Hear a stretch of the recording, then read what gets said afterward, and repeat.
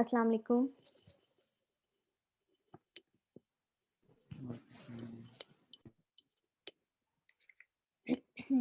ये हमने ना आर्टिकल स्टार्ट किए हुए थे, तो इंशाल्लाह आज हमारी आर्टिकल कंप्लीट हो जाएँगे। आर्टिकल नंबर 8 आज हम स्टार्ट करेंगे। आर्टिकल नंबर 8 है person employed by manufacturer and distributor. तो इसका 8.1 है in system of sales incentives for marketing in personnel must not be combined with the sale volume of the product. Mean के बहुत सारी ऑर्गेनाइजेशंस और companies ऐसी ऐसी हैं जिनकी जो बहुत सारी प्रोडक्ट्स होती हैं जो एट द एंड वो अपनी सेल पर ले जाते हैं। तो लेकिन जो हम अपने जब बेबीज़ की बात करेंगे तो उनके लिए जब हम बनाएँगे ऐसी प्रोडक्ट्स जो इन्फेंट फार्मूला मिल्क होगा, तो वो जो एक अलग स्टॉक होगा, उनका एक अलग वॉल्यूम होगा। उनको हम सेल प्रोडक्ट्स के साथ बिल्कुल भी मैच नहीं कर सकते कि अगर हम इसको एज़ अ इंसेंटिव्स हम इनको सेल करें, इस तरह हम इनको बिल्कुल भी नहीं लेकर जाएँगे। उनको बिल्कुल एक-दूसरे के साथ कंबाइन नहीं करेंगे इन 2 प्रोडक्ट्स को। जो सेल प्रोडक्ट्स में बहुत ज़्यादा चीज़ें आ सकती हैं लाइक उनके कंटेनर्स आ सकते हैं, मेजरिंग कप्स आ सकते हैं और उनके बहुत सारा और भी उनकी जो उनसे रिलेटेड जो-सी चीज़ें होंगी जिनको हम अ, बनाने के लिए उन फ़ॉर्मूला मिल्क को यूज़ कर सकते हैं लाइक उनके मेजरिंग कप्स होंगे या बहुत सारे और भी छोटे या बड़े साइज़ के कंटेनर्स होंगे। इन चीज़ों को हम फ़ॉर्मूला मिल्क के साथ जो ड्राई मिल्क होगा उनके साथ हम बिल्कुल भी कंबाइन नहीं करेंगे। इनका जो वॉल्यूम होगा मिल्क के कंटेनर्स का, वो अलग ही हम उनको उनको सेल करेंगे। तो ये सब जो आएगा, ये उस ऑर्गनाइज़ेशंस के अंडर आएगा कि उन्होंने इनको कैसे सेल करना है। 8.2 है, personal employed in marketing should not perform educational function, must not prevent it from being used for other functions by the health care system at the request of appropriate authority of the government concerned. इसमें ये होगा कि जो भी उन companies जिन्होंने ये उनके साथ डील की है कि हम आपने जो भी रिसर्च की थी लेबोरेटरी में और जो भी आफ्टर टेस्टिंग हमने जो भी ऐसी प्रोडक्ट बनाई है, उसको हम लेकर आएँगे। तो जब तक उनको गवर्नमेंट या वो डब्ल्यूएचओ वाले उनको ये अथॉरिटी नहीं देंगे कि आपने इन प्रोडक्ट को डेवलप करने के साथ-साथ कोई और भी फंक्शंस आपने अगर प्ले करने हैं, लाइक यहाँ पे ये लिखा हुआ है ना from being used for the other functions by the health care systems कि जो भी हेल्थ केयर सिस्टम्स होंगे वो तब तक कोई और फंक्शन प्ले नहीं करेंगे जब तक उनको पीछे से ऑर्डर नहीं आएँगे। जब तक उनको डब्ल्यूएचओ या यूनिसेफ या जो भी हमारी नेशनल लेवल पर ऑर्गनाइज़ेशंस काम कर रही हैं, उन्होंने उनको जितना काम दिया है कि आपने ये प्रोडक्ट डेवलप करनी है और इसको मार्केट में लेकर आना है और जिस-जिस एरिया में या जिस-जिस रीजन में इसकी ज़रूरत है, आपने ये स्टॉक जो है वहाँ पे डिलीवर करना है और मेक श्योर करना है कि इसकी जो डिलीवरी है, वो कंटिन्यू हो। उसमें कोई हर्डल या बैरियर्स ना आएँ। लेकिन वो इसके अलावा जो सेशंस हैं, जो कैम्पेन्स हैं, वो नहीं वो चला सकते, तब तक जब तक उनको पीछे से ऑर्डर नहीं आएँगे। उनका काम है सिर्फ़ अपने जो मैसेज या जो प्रोडक्ट उन्होंने बनाई है, उसका जो बाहर लेबल होगा उस कंटेनर के, उसके ऊपर वो जो इन्फॉर्मेशन है या उनके पास ऐसी कोई मदर जाती है जो अनएजुकेटेड है, वो वहाँ पे जाकर उसको कहती है कि मुझे ये यूज़ करना नहीं आ रहा, इसको मैं कैसे यूज़ करूँगी? तो उनका बस ये काम है उन्होंने उनको उस मैसेज को, उस इन्फॉर्मेशन को ट्रांसलेट करके देना है। और उन्होंने कोई फ़ंक्शन प्ले नहीं करना तब तक जब तक उनको पीछे से ऑर्डर नहीं आएगा कि आप इस प्रोडक्ट को लेकर या तो इसकी प्रमोशन करें या इसके एड्स चलाएँ। किसी भी कोई भी प्रोडक्ट के ऐड तब तक नहीं चलते, जब तक उनको पीछे से ऑर्डर नहीं आएगा उस ऑर्गनाइज़ेशन की तरफ से कि हमने ये नई एक प्रोडक्ट जो है हम इसे मार्केट में लेकर आए हैं और हम अ, पूरे जो एरिया है या जहाँ भी इसकी ज़रूरत है या अगर हम हॉस्पिटल्स जा रहे हैं या हेल्थ केयर किसी भी क्लिनिक में जा रहे हैं, तो अक्सर आपने देखा होगा वहाँ जब जाते हैं तो वहाँ पे बहुत सारे पम्फलेट्स हमें दिए जाते हैं। कि आप ये भी यूज़ करके देखें, ये नया मार्केट में आया है बाकियों के साथ-साथ। तो उसमें उन्होंने सारी डिटेल लिखी होती है। तो ये जो एक पम्फलेट अगर देखा जाए तो एक छोटी-सी बात है कि हम अक्सर तो ऐसे होता है कि हम ऐसे अपने किसी ज़रूरत के काम से जा रहे होते हैं, तो हमारी गाड़ियों में ऐसे फेंक देते हैं वो पम्फलेट जो है और हम में से बहुत ज़्यादा ऐसे होते हैं, हम देखना भी नहीं, उसको पढ़ना भी नहीं गवारा करते कि इसमें क्या लिखा है। तो देखने को ये एक बहुत छोटी चीज़ है, लेकिन ये तब तक नहीं हम या ऑर्गेनाइज़ेशन या जो भी ये ग्रुप ऑफ पीपल है, ये तब तक नहीं ये बनाकर आगे भेज सकते जब तक इनको पीछे से ऑर्डर नहीं आएगा। ये जो हमारे हेल्थ केयर कर दें सारे।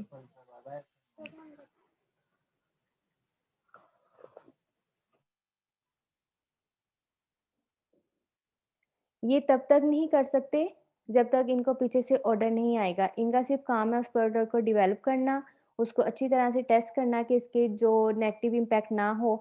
ऐसा ना हो कि हम ये जो हमने प्रोडक्ट बनाई है, जो हम ये बेबीज़ को दे रहे हैं, वो उसको यूज़ करने से हमारे जो बेबी हैं वो बहुत ज़्यादा हेल्दी हो रहे हैं। तो उनकी जो मदर्स हैं वो तो बहुत ज़्यादा हैप्पी हो जाएँगी कि हमारे जो बेबी हैं वो सेहत पकड़ रहे हैं, हेल्दी हो रहे हैं।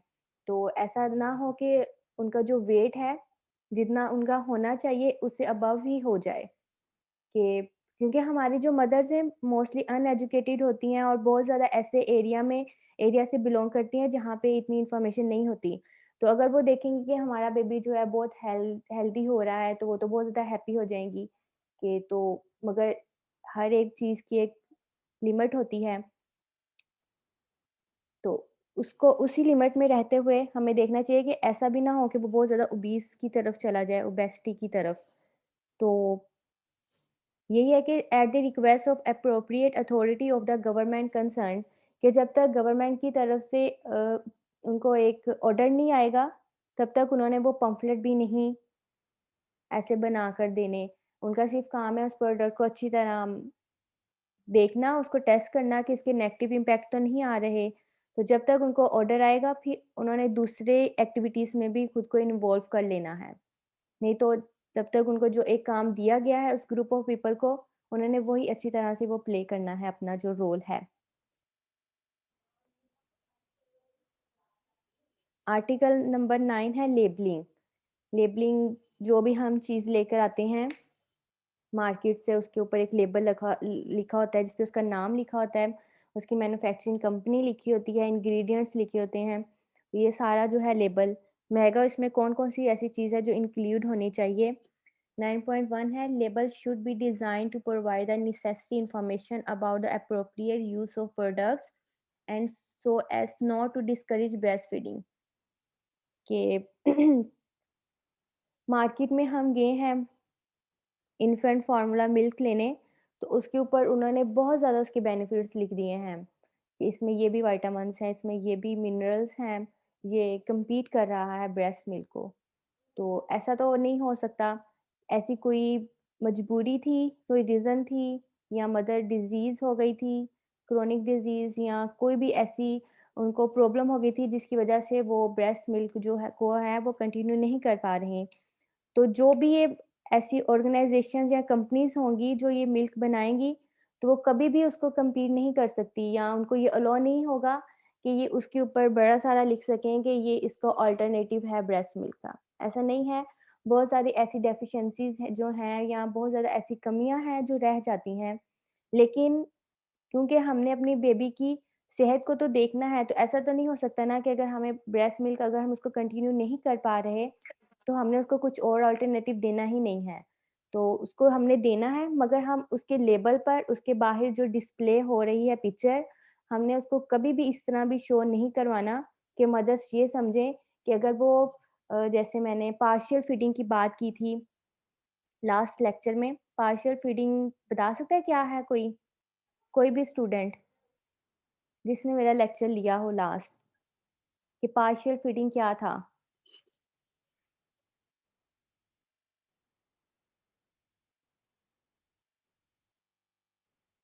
17940 मॉर्निंग, ये प्रेज़ेंट थे लास्ट क्लास में?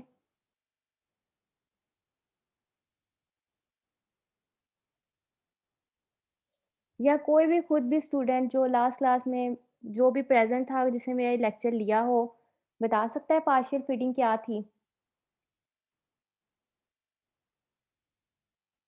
मैम जो आपने बताया था कि हमज़ा प्रोटीन के अलावा, हॉर्मोन्स होती हैं मोस्ट। हमज़ा आप चुप करें, आपके अलावा कोई बताए।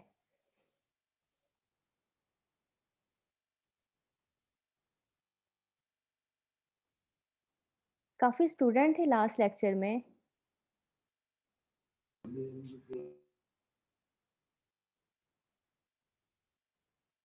कोई भी नहीं बता पा रहा? मैम ब्रेस्ट फीडिंग के साथ जो फ़ॉर्मूला उसको भी इंट्रोड्यूस करना। और ये हम कब इंट्रोड्यूस करवाते हैं पार्शियल फीडिंग? मैम 6 मंथ हाँ जी, ठीक बता रही हैं आप, इसको थोड़ा-सा और कंटिन्यू करें। मैम 4 टू 6 मंथ तक कंटिन्यू करवा सकते हैं या अगर इश्यू है पहले तो फिर पहले भी करवा सकते हैं लाइक 6 मंथ से पहले। रिदा नाम है ना आपका? Yes ma'am. ठीक है, ये आधा क्वेश्चन आपने आंसर ठीक दिया है। मतलब कि हम जब ब्रेस्ट फीडिंग के साथ-साथ जब हम बॉटल फीडिंग को भी कंटिन्यू करते हैं, जब ये दोनों चीज़ों को हम एक साथ लेकर चलते हैं, इसको पार्शियल फीडिंग कहते हैं। और पार्शियल फीडिंग हम कब करवाते हैं? जब हमारी जो मदर्स होती हैं वो जोबियंस हों और या उनको वो ऐसे हर 2 घंटे के बाद जैसे हमारे बेबीज़ को ज़रूरत होती है वो कंटिन्यू ना करवा रही हों, उन्होंने किसी काम के लिए घर से बाहर जाना हो या वो जॉब करती हों या खुद भी स्टडी करती हों, तब हम ये पार्शियल फीडिंग को कंटिन्यू करते हैं। और इसके अलावा जब हमारे बेबीज़ जो हैं 6 टू 8 मंथ्स के से ज़्यादा हो जाते हैं, तब भी हम बॉटल फीडिंग का यूज़ करना स्टार्ट कर देते हैं, क्योंकि हमारी जो बेबीज़ की नीड है वो पूरी नहीं हो रही होती इसलिए। तो मेन ये है कि दोनों चीज़ों को जब हम एक ही साथ लेकर चलते हैं, चाहे वो हमारा बेबी फर्स्ट मंथ का हो या कुछ वीक्स का हो, तो उसको फिर हम पार्शियल फीडिंग कहते हैं। तो 9.1 में हम ये बात कर रहे थे कि जब हम वो फिर कंटेनर्स लेने जाते हैं फ़ॉर्मूला मिल्क के, तो उसके ऊपर जो डिस्प्ले होगा ये कंपनीज़ का काम है कि उन्होंने ऐसा डिस्प्ले नहीं बनाना कि वो दोनों जो हैं वो उससे वो कहें कि इससे सुपीरियर है या इनसे बेनिफिट ज़्यादा हैं। तो ब्रेस्ट मिल्क को तो कोई कम्पीट नहीं कर सकता, तो हमने जो लेबलिंग है, ये हमारी कंपनी की रिस्पॉन्सिबिलिटी है कि वो उसकी लेबलिंग जो है वो मतलब बहुत ही ख़्याल से करेंगे। 9.2 है easily readable and understandable message not detachable label carrying information in appropriate language के बेशक ये हमारे जो हम इसको बाहर से एक्सपोर्ट कर रहे हैं, हमारे बेशक दूसरे कंट्री से आ रहे हैं या हमारी ये कराची में बन रहे हैं, किसी बड़े सिटीज़ में बन रहे हैं, लेकिन इन्होंने जाना तो पूरे हमारे कंट्री में है ना, हर एरिया तक जाना है, चाहे वो हमारे विलेज एरिया है या टाउन एरिया है। तो वही बात है कि हमने उसके ऊपर ऐसी मुश्किल लैंग्वेज नहीं लिखनी कि जो वो समझ ना सकें। अक्सर आपने देखा होगा जब हमारा तो ज़्यादा ताल्लुक जो मतलब वास्ता है वो हमारे टैबलेट्स से पड़ता है, जो हम फार्मास्यूटिकल कंपनीज़ में जाते हैं लेने के लिए टैबलेट्स, जब हम अल्लाह ना करे बीमार होते हैं तब। तो आपने देखा है जब हम उन टैबलेट्स को ओपन करते हैं, तो उसके ऊपर मोस्टली ऐसा होता है कि उन्होंने एक तरफ इंग्लिश में लिखा होता है, दूसरी तरफ उर्दू में लिखा होता है। तो ये छोटी-छोटी चीज़ें हैं जिनको हम ध्यान से नहीं देखते हैं, मगर उनके पीछे ये जो है जैसे अभी हम ये लॉ पढ़ रहे हैं, आर्टिकल पढ़ रहे हैं, इसके ऊपर लिखा हुआ है कि बार-बार हमने ये बात पहले लेक्चर्स में भी की थी कि easy to translate, easy to understand. तो उसका मकसद इंग्लिश, उर्दू दोनों चीज़ों का लिखने का यही होता है कि ये नहीं पता कि इसको कौन यूज़ कर रहा है कल को और इसने किस एरिया में जाना है। तो वो जो जिस भी घर में ये जाएगा, वो उसको ईज़िली अंडरस्टैंड कर सकें और आपने देखा होगा उसके ऊपर एक बड़ा सारा या मेंशन किया होता है कि इसके नेगेटिव साइड इफ़ेक्ट क्या हैं। तो उसके ऊपर उन्होंने क्लियरली मेंशन किया होता है कि अगर हम ये टैबलेट यूज़ करेंगे, हमें हेडेक भी हो सकती है, क्रैम्प्स भी, डिज़ीनेस भी, बहुत और भी कुछ वॉमिटिंग वगैरह हमें हो सकती है। उन्होंने क्लियरली मेंशन किया होता है क्योंकि ये हमारे लॉ में है कि हमने इसको लिखना है वहाँ पे। हमारे पाकिस्तान में तो ये इतना इसको बॉदर नहीं किया जाता, लेकिन अगर हम अपने बाहर के कंट्रीज़ की बात करें, किसी भी कंट्री की बात करें, तो यहाँ पे तो हम किसी भी जो कंपाउंडर वगैरह है या किसी से भी हम ऐसे हम फार्मास्यूटिकल की किसी भी शॉप में जाएँगे तो हम ऐसे कोई भी उनसे टैबलेट ले लेते हैं। तो अगर हम उनको खाने से हमारा कोई साइड इफ़ेक्ट होगा तो उन पे कोई केस भी नहीं होगा। ये होगा कि ये बंदा बीमार था, तो इसने ये दवाई खा ली तो इसको ये ऐसा मसला हो गया। लेकिन अगर हम बाहर की कंट्रीज़ की बात करें, वो कभी भी आपको ये टैबलेट्स नहीं देंगे तब तक जब तक आपके पास वो एक प्रिस्क्रिप्शन आपके पास वो ना हो उस डॉक्टर की, उस हॉस्पिटल की। लेकिन इसके अलावा भी अगर उस फार्मास्यूटिकल कंपनी को जो वहाँ पे उस टाइम डील कर रहा है, अगर उसको कोई थोड़ा-सा शक हो कि ये बहुत हेवी डोज़ है और ये जो इंसान मेरे पास लेने आया है, ये जो पर्सन, इसको इसकी ज़रूरत नहीं है, तो वो आपको कभी भी नहीं देगा वो टैबलेट जो है।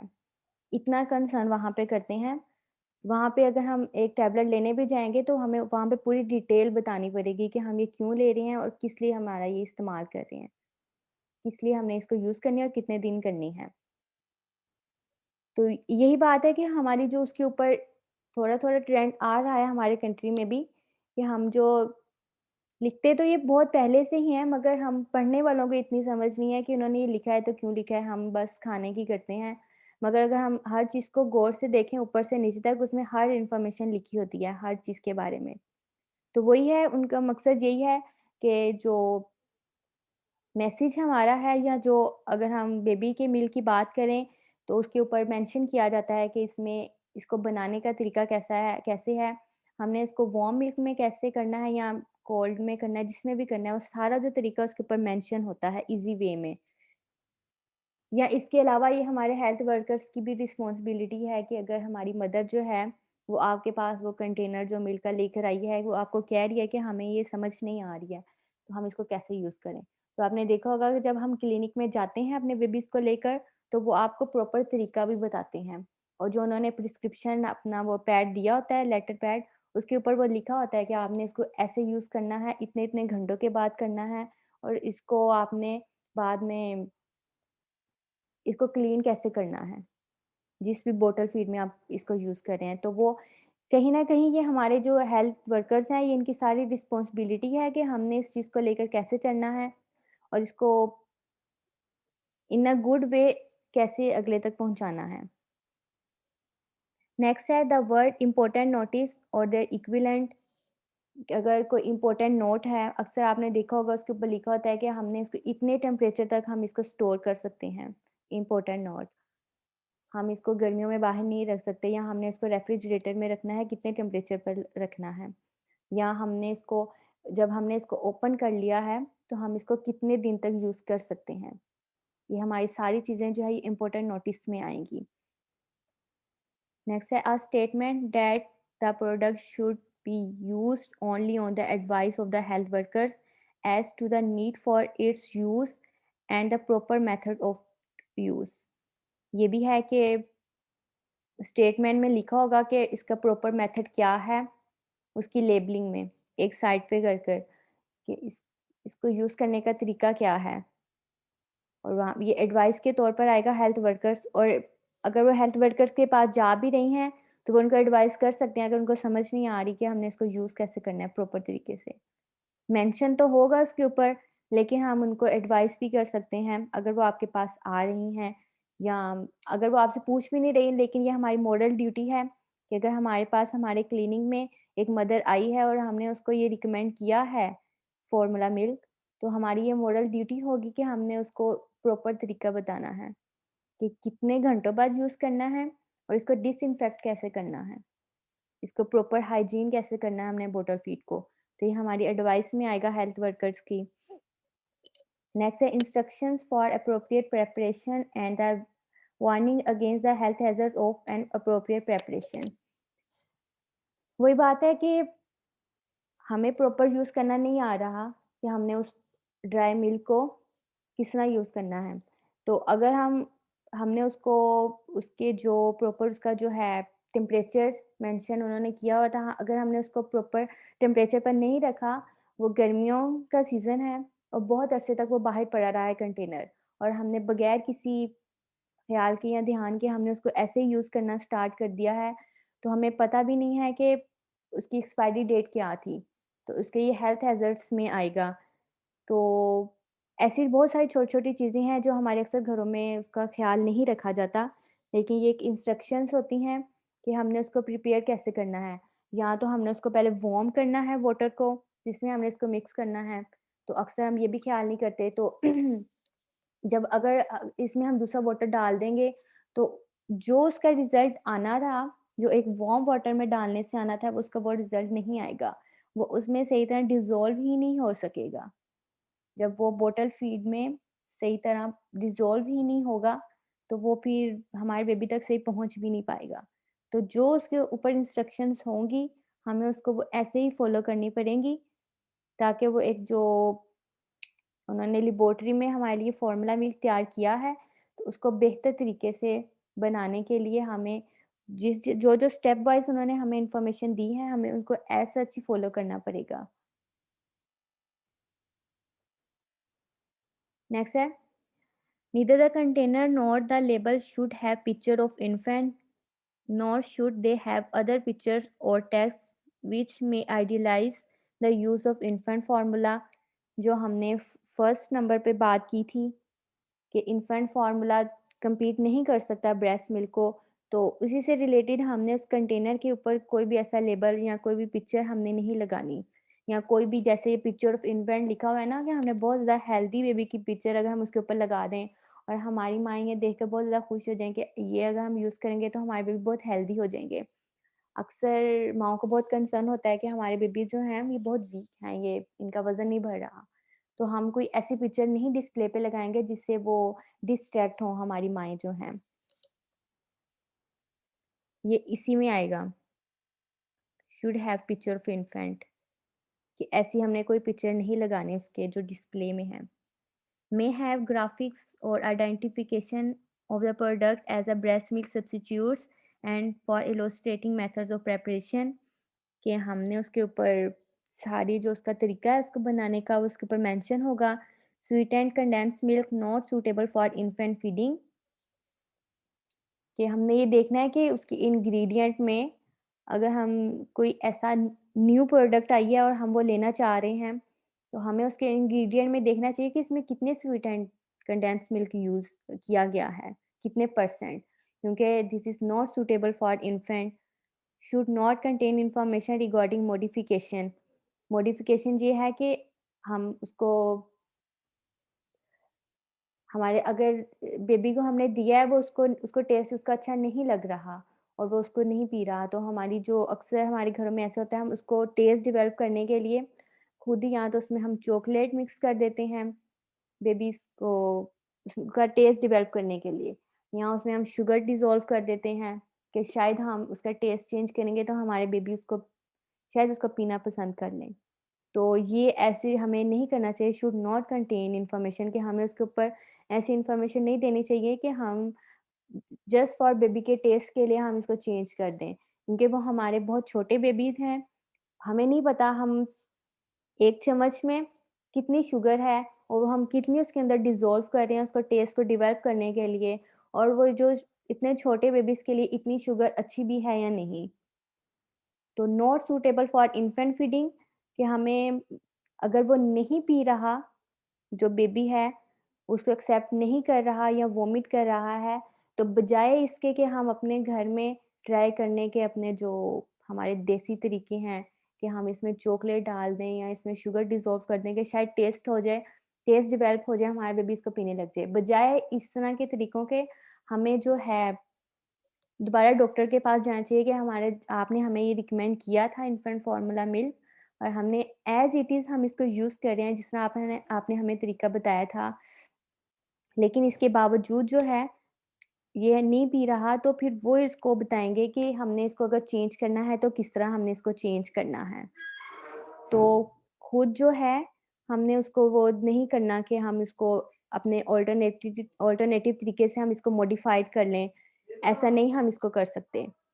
इसके अलावा जो नेक्स्ट है हमारा, लेबल शुड कंटेन इंग्रीडिएंट्स, कि अगर हम लेबल की बात करेंगे उसके ऊपर इंग्रीडिएंट्स लिखे होंगे, कंपोज़िशन एनालिसिस होगा कि इसको बनाने के लिए इसमें कौन-कौन सा जो एलिमेंट्स हैं या फ़ॉर्मूला है वो कौन-कौन सा यूज़ किया गया है।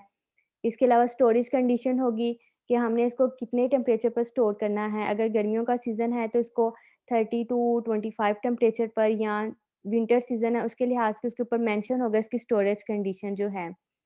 इसके अलावा बैच नंबर होगा, बैच नंबर या आप नोट कर लें कि बैच नंबर क्या है। बैच नंबर है फॉर कंपनी, ये कंपनी की तरफ से होता है जो उस प्रोडक्ट के ऊपर बैच नंबर होता है, If problem in product, then through batch number check the problem which include production date.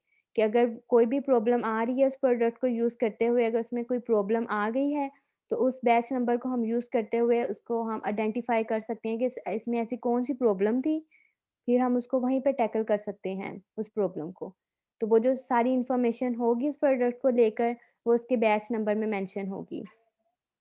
इसके अलावा जो लेबल में यूज़ होगा वो होगा बेस्ट बिफोर डेट। ये अक्सर हम जब भी कोई भी प्रोडक्ट लेकर आते हैं तो उसके ऊपर मेंशन होता है कि हम अगर हमने इसको ओपन कर लिया है इसकी सील को, तो हम इसको कितनी देर पहले हम इसको यूज़ कर सकते हैं और ये बेस्ट होगी हमारे लिए। तो ये जो 5-6 चीज़ें हैं, ये हमारी लेबलिंग में शुड मतलब उसमें लिखी होंगी और वो मेंशन होगी उसके अंदर लेबलिंग के। 9 आर्टिकल यहाँ पे हम यहाँ तक कंप्लीट है। यहाँ तक अगर किसी को कोई क्वेश्चन हो तो? मैं ही बोली जा रही हूँ, बोली जा रही हूँ इतने मिनट से पिछले। समझ आ रही है आप लोगों को? यस मैम, आइए प्लीज। यहाँ तक अगर किसी का कोई क्वेश्चन हो या कोई प्रॉब्लम हो?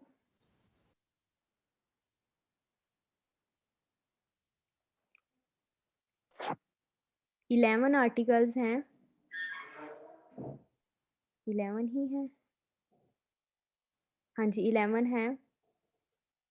तो 9 हमने पढ़ लिया, अब 10 है हमारा क्वालिटी। सारे चुप बैठे हुए हैं। ये मुश्किल है ये आर्टिकल? मैम कह रहे 9 ही थे आर्टिकल। 9 ही थे, मैंने लास्ट लेक्चर में कहा था, वो मैंने देखी नहीं थी स्लाइड्स। तो रात में देख रही थी तो ये 11 थे।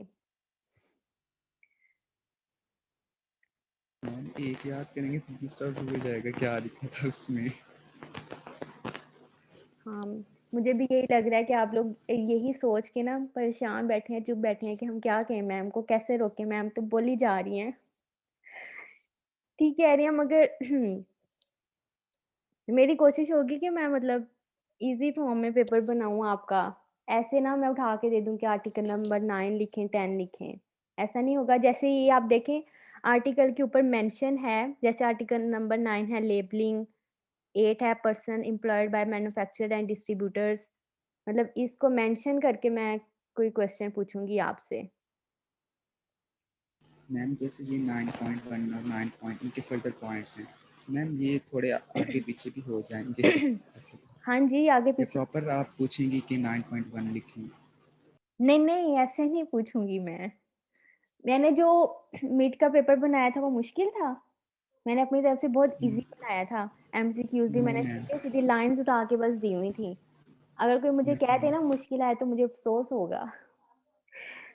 तो ऐसे नहीं मैं दूँगी कि 9.1 लिखें, 9.4 लिखें, आप परेशान ना हों, ऐसे नहीं मैं दूँगी। जो एक प्रॉपर क्वेश्चन बन रहा है ना, जैसे आपको ईज़ी फॉर्म में कि लेबलिंग में क्या-क्या इंक्लूड होना चाहिए। तो ये 5 पॉइंट है ना इसके आगे, कि लेबलिंग में ये चीज़ें होती हैं। जैसे एक ब्लैंक बन सकती है यस कि ma'am. Sweet and condensed milk जो है ये हमारे बेबीज़ के लिए सूटेबल है या नहीं, ट्रू फॉल्स में अगर मैं पूछूँ आपसे। मतलब जो मेन या इन्फॉर्मेशन है हमारी, उसको ही मैं आगे पूछूँगी। मतलब ऐसी तो कोई इन्फॉर्मेशन ही ना होगी, मतलब ये तो आपको आगे किसी काम नहीं आना कि 9.1 क्या था, 9.2 क्या था। इतना आपको याद करने की ज़रूरत नहीं है। 9.1 के अंदर क्या लिखा हुआ है, उसमें जो इन्फॉर्मेशन दी गई है, वो मैं आपसे पूछ सकती हूँ ब्लैंक की शक्ल में या ट्रू फॉल्स की शक्ल में, जिस तरह भी। ठीक है? ये सही है। मैं ये कुछ दिनों तक ये ना मैं बीच-बीच में से कुछ स्लाइड्स कट भी कर रही हूँ जो हमारे से रिलेटेड नहीं है, इसलिए मैंने ये स्लाइड शेयर नहीं की आपसे। तो ये मैं शेयर कर दूँगी आपसे ना। ये मेरे ख़्याल इसके बाद नेक्स्ट वीक तक ही है ये स्लाइड्स जो हैं, इसके बाद ख़त्म हो जाएँगी।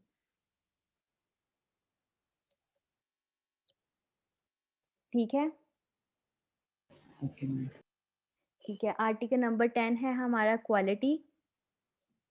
कि क्वालिटी को इंश्योर करना है हमने कि इसमें सिर्फ़ हमने क्वांटिटी नहीं देखनी कि हमने इतने प्राइस का हमने ये ले लिया था कंटेनर जो ड्राई मिल्क का है, तो अगर हम उसको किसी दूसरे के साथ मैच करें तो वो तो साइज़ में बड़ा था, तो हमने उसकी क्वांटिटी नहीं देखनी, हमने उसकी इंग्रेडिएंट में जाकर हमने उसकी क्वालिटी देखनी है कि इसमें ऐसे कौन से इंग्रेडिएंट हैं, कहीं उन्होंने उसमें स्वीटेंड मिल्क तो नहीं यूज़ किया हुआ, कंडेंस मिल्क, उसकी वो क्वांटिटी को बढ़ाने के लिए।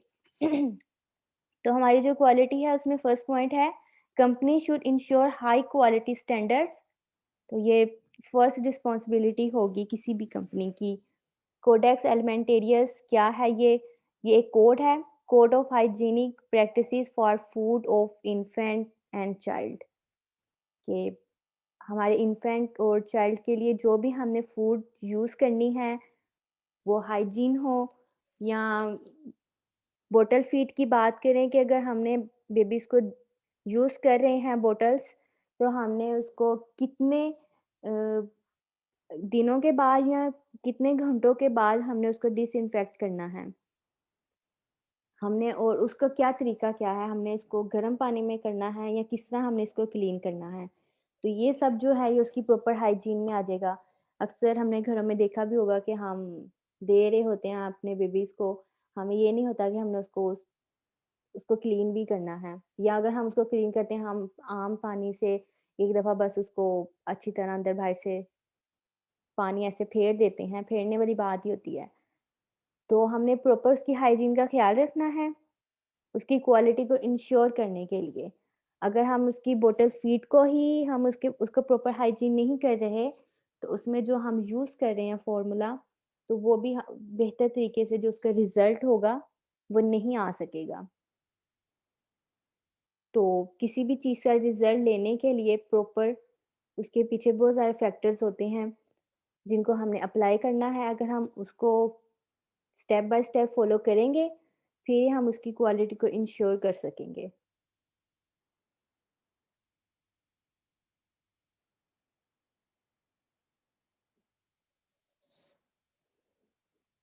11 आर्टिकल है, ये हमारा लास्ट आर्टिकल है।